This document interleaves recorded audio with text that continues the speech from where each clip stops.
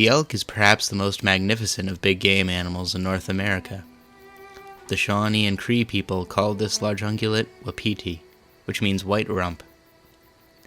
Due to their abundance and large size, the elk was a critical aspect to the lives of many native tribes and European settlers.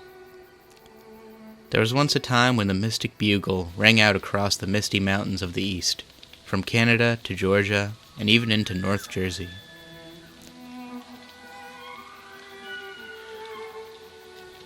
Unfortunately, the elk and their habitat stood in the way of progress and were slowly killed off by overhunting and habitat destruction. By 1880, the eastern elk subspecies was gone, and the remaining American elk took refuge in the rugged country of the West. In the 1900s, America grew more concerned about the state of our wildlife, and work was done to protect and preserve America's wild creatures and places. In 1913, a herd of Yellowstone elk were imported by train to the Keystone State. Today, a herd of roughly 1,400 now roam the Pennsylvania wilds. This region of western Pennsylvania lies along the Alleghany mountain range, with various rivers and creeks cutting through the landscape.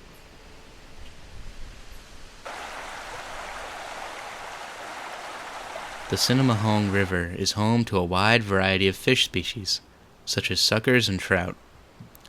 They feed on other fish as well as the many invertebrates here, such as the hellgrammite.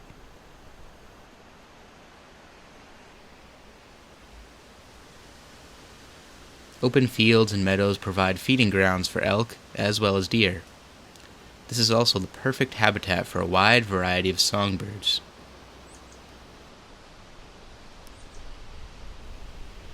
An elusive gray fox can also be seen in pursuit of prey. These shyer cousins of the red fox are seldom seen due to their nocturnal lifestyle, so I was lucky to catch a glimpse of this individual.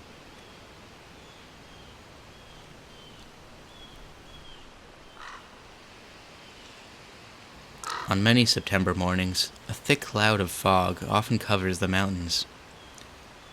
This is called vapor, which is produced by the abundance of plant life here, in a process known as transpiration. The elk is the second largest member of the deer family in North America. An adult bull elk will stand 5 feet at the shoulder and weigh in at 700 to 1,100 pounds. The bull's beautiful rack of antlers weigh about 40 pounds. Cows are a little smaller, weighing in at 500 to 600 pounds and standing about 4.5 feet high at the shoulder.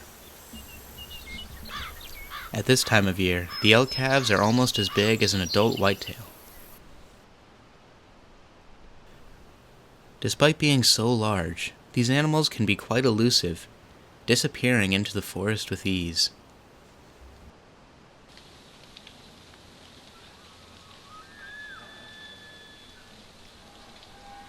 During the rut, which lasts from September to October, you may not always see an elk, but you will hear them.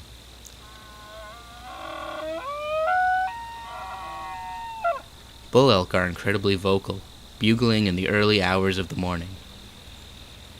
The haunting bugle serves to attract cows and warn rival bulls. Elk are crepuscular creatures, meaning that they are most active at dawn and dusk.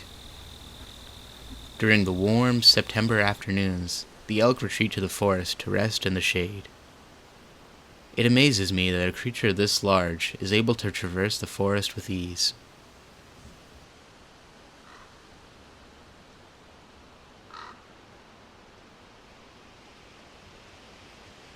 Like whitetails, elk will fight rival bulls for cows and territory.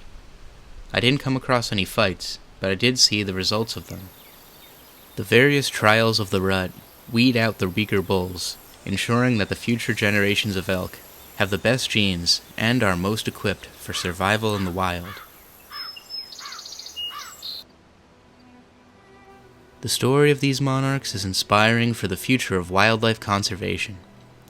It shows if we care enough, we can restore ecosystems and preserve parts of our natural history.